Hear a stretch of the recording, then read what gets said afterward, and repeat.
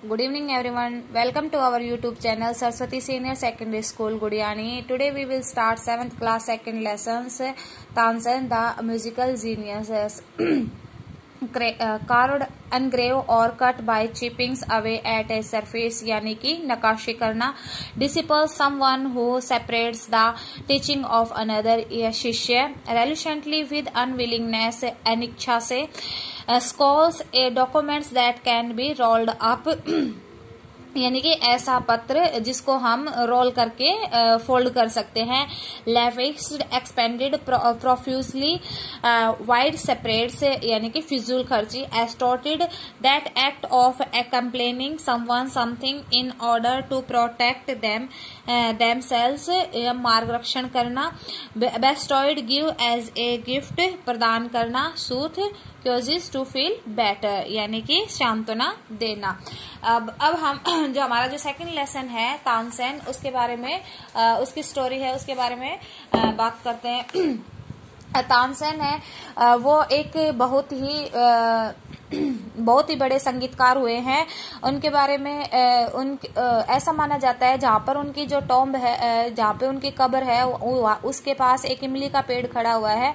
अगर कोई भी सिंगर वहां पर जाता है और उस टॉम्ब को टच करता है और उस इमली के पेड़ से एक पत्ता तोड़कर खा लेता है, लीफ तोड़कर खा लेता है, तो उसकी आवाज के अंदर इम्प्रूवमेंट हो जाता है यानी कि उसकी आवाज है वो बदल जाती है. और उसके बाद जो तानसेन है उसकी जो स्टोरी उसकी आवाज में जैसे जादू था, उनकी आवाज में उनके म्यूजिक की आवाज में जैसे जादू था, वैसे उनके जो लाइफ है उसके बारे में भी काफी मैजिक से हैं. तानसेन की जो स्टाइल है, जो गाने की जो स्टाइल है, उसको इंडियन म्यूजिक वाले आज भी फॉलो करते हैं. और तानसेन है ये ग्वालियर घराने से संबंधित है. ऐसा माना जाता है कि लगभग 400 साल पहले जो तानसेन का जन्म है वो ग्वालियर के अंदर हुआ था. इनके पिता का नाम मुकुंद मिश्रा था जो कि एक वेल्थी पोएट थे और इनको सिर्फ एक ही दुख था कि इनके कोई संतान नहीं थी. और ये अपने एक दोस्त की सलाह के ऊपर अपने जो इनका जो ये मोहम्मद गोस है वहां पर जाते हैं. मोहम्मद गोस है वो इनको एक होली वो देते हैं, धागा देते हैं, इनकी कलाई के ऊपर बांधते हैं और कहते हैं कि भगवान तुम्हारे जो संतान प्राप्ति की इच्छा को जल्द ही पूरा करे. और कुछ समय के बाद इनके घर एक बेटे का जन्म होता है जिनका नाम ये तानसेन रखते हैं. जैसे जैसे तानसेन बड़ा होता जाता है उनके पिता उनको सिखाने के लिए, उनको पढ़ाने के लिए उसमें बिजी हो जाते हैं. लेकिन तानसेन को जो सबसे ज्यादा जो उनका इंटरेस्ट था वो जंगल में जाकर अलग अलग जो बर्ड्स और एनिमल्स थे उनकी साउंड निकालने का उनको बहुत ज्यादा उनको अच्छा लगता था. और एक बार क्या होता है कि मतलब बहुत सारे जो म्यूजिशियन सिंगर्स होते हैं, जो संगीतकार होते हैं, वो जंगल के रास्ते से जा रहे होते हैं. तानसेन है वो अपने आप को एक झाड़ी के पीछे छिपो लेता है और टाइगर की आवाज निकालकर और उनको डराता है. उनमें से जो संगीतकार का जो दल था, ग्रुप था, वो डर जाता है. लेकिन जो उनके जो गुरु थे, उनके जो लीडर थे, वो तानसेन की तारीफ करते हैं कि ये देखो कितना अच्छी आवाज निकाल रहा है. और ऐसा सुनने के बाद तानसेन है वो अलग अलग एनिमल्स की आवाजें और बर्ड्स की आवाज निकालते हैं. और उसके बाद उनका जो लीडर था वो उस आवाज से, तानसेन की जो परफॉर्मेंस थी उससे काफी इम्प्रेस होता है. और वो और कोई नहीं था, उन तानसेन के गुरु हरिदास थे. और हरिदास है वो उनके पिता के पास जाते हैं और तानसेन को अपने शिष्य के रूप में उनसे मांगते हैं. तब उनकी माता है वो ना चाहते हुए भी तानसेन को उनके साथ वृंदावन जाने के लिए आज्ञा दे देती है. और 10 साल तक तानसेन है वो वहां पर म्यूजिक की स्टडी करते हैं. और जैसे कि स्टार्टिंग में जो उनका जो बेसिक जो स्टार्टिंग थी उसी म्यूजिक के साथ, उसी नोट्स के साथ जो उनके जो स्वामी हरिदास, गुरु हरिदास थे, वो उनको सारे गा मा पा धा नी सा ये इस तरीके से उनकी स्टार्टिंग करवाते हैं. उसके बाद फिर वो उनको तानपुरा के ऊपर उनकी प्रैक्टिस करवाते हैं. और उसके जो तानसेन है वो गुरु हरिदास के पास रहकर काफी सारे राग्स वगैरह सीखते हैं, और वो ऐसे ऐसे राग सीखते हैं जो अलग अलग पद्धति के अंदर होते हैं। अगर कोई व्यक्ति उदास है, अगर उन तानसेन के राग को सुन ले तो वो खुशी से डांस करने लग जाता है, और अगर कोई दुख है, अगर वो दुख वाला राग सुना दे तो वो इतना दुखी वाला राग होता है कि आंखों से आंसू आने शुरू हो जाते हैं। और एक दिन तानसेन के घर से मैसेज आता है कि उनके पिता है वो बहुत ज्यादा बीमार हैं। जैसे ही तानसेन घर पर जाकर देखते हैं तो उनके पिता है वो डेथ बेड के ऊपर होते हैं, यानी कि उनकी मृत्यु है वो बहुत ही निकट होती है। और उसके बाद उनके पिता कहते हैं कि मुझे बहुत ज्यादा खुशी है कि तुम एक अच्छे म्यूजिशियन बन गए हो, लेकिन मेरी इच्छा है कि तुम मोहम्मद गौस के पास जाओ। और ऐसा कहकर उनके पिता है वो उनकी डेथ हो जाती है। ये उनके पिता के अंतिम शब्द होते हैं। उसके बाद तानसेन है वो अपनी माँ को अकेला छोड़कर नहीं जाते, उनके देखभाल में लगे रहते हैं।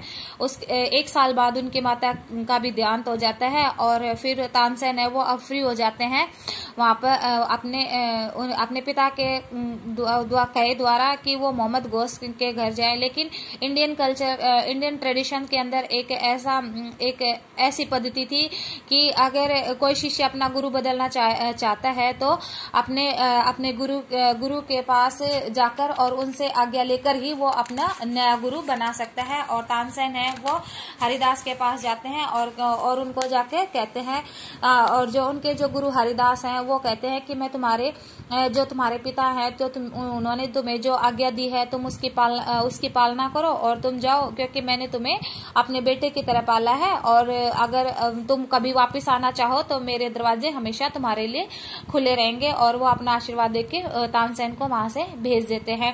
तानसेन है वो मोहम्मद गौस के पास जाते हैं। 3 साल तक वो अपने म्यूजिक के अंदर इम्प्रूवमेंट करते हैं, और उनके जो म्यूजिक की जो क्वालिटी है उसको डेवलप करते हैं, उसको और ज्यादा विकसित करते हैं। और इसी टाइम के दौरान जो मोहम्मद गौस है वो तानसेन वहाँ का जो ग्वालियर का जो राजा था उससे उनकी मुलाकात होती है, और तानसेन और जो ग्वालियर का जो राजा था वो काफी अच्छे दोस्त बन जाते हैं। और तानसेन उनसे मिलने के लिए कई बार उनके पैलेस के अंदर भी जाता है और दूसरे म्यूजिशियन को सुनने के लिए। और जब वो उनके पैलेस के अंदर जाता है तो उनकी मुलाकात हुसैनी नाम की एक स्त्री से होती है, और वो जिस तरीके से उसका नाम हुसैनी है उसी तरीके से वो भी काफी सुंदर थी। और तानसेन को उनसे प्यार हो जाता है और दोनों शादी कर लेते हैं।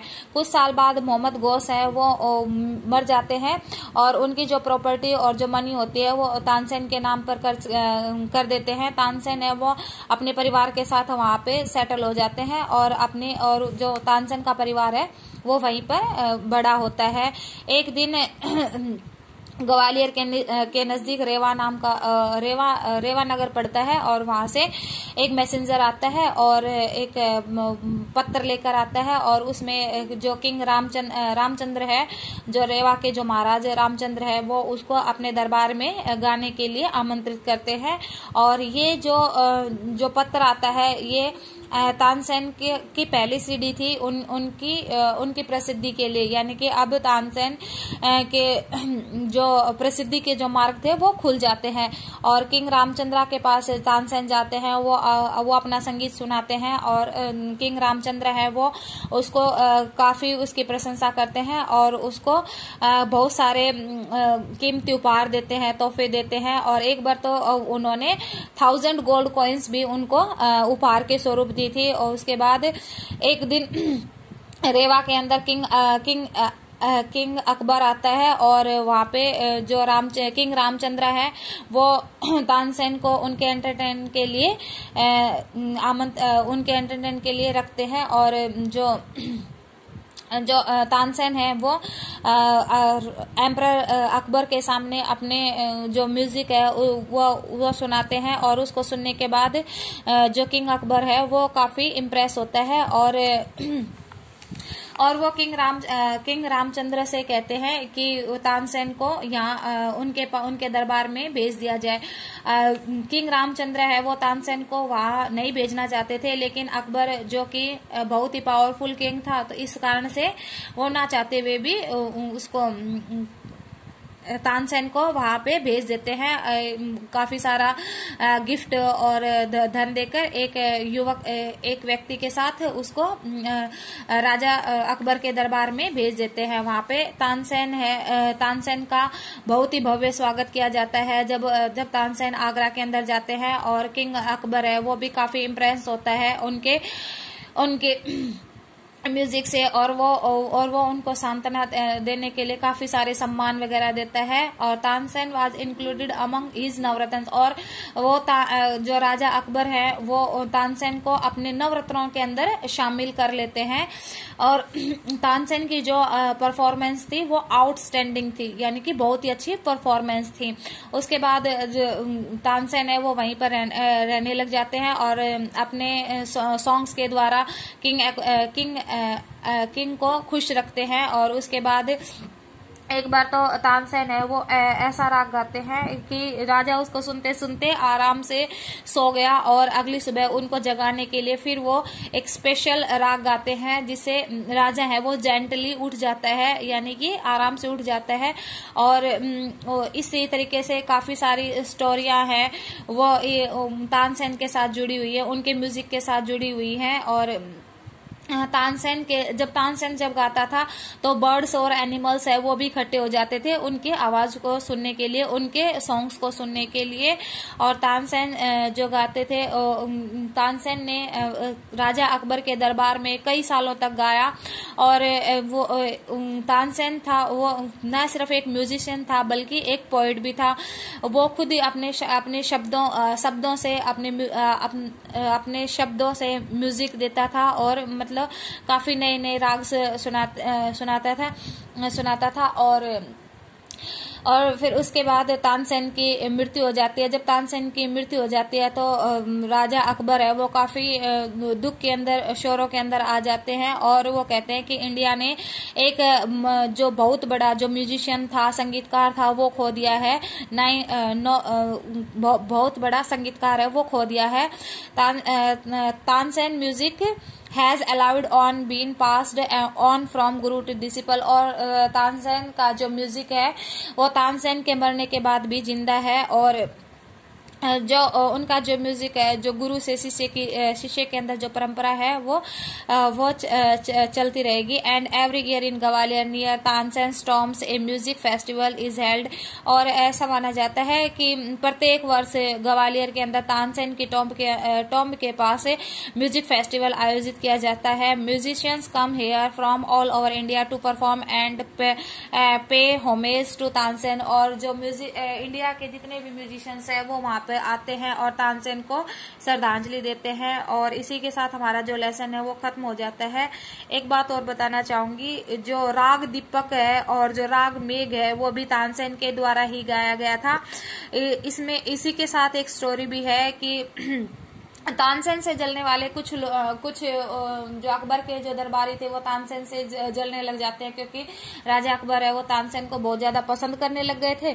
और इस वजह से वो उनसे चिढ़ने के लिए वो कहते हैं कि तानसेन से राग दीपक गवाया जाए। और राग दीपक एक ऐसा राग था जिसको गाने से हवाएं जलने लगती थी, दीपक अपने आप ही प्रज्वलित हो उठते थे। लेकिन जब तानसेन को ये राजा अकबर ने कहा कि तुम्हें राग दीपक गाना है, तो उन्होंने अपनी बेटी और उसकी सहेली को राग मेघ सुनाया और उनसे कहा कि जब तक मैं जब राग दीपक गाऊं और जब हवाएं चलने लगे जोर जोर से और नदियों का पानी जब उबलना शुरू हो जाए, दीपक जब जलने लग जाए, तब तुम राग मेघ गाना, जिससे कि जो राग दीपक है उसका प्रभाव कम हो जाएगा। और इसी तरीके से एक हफ्ते के अंदर उसने अपनी बेटी और उसकी सहेली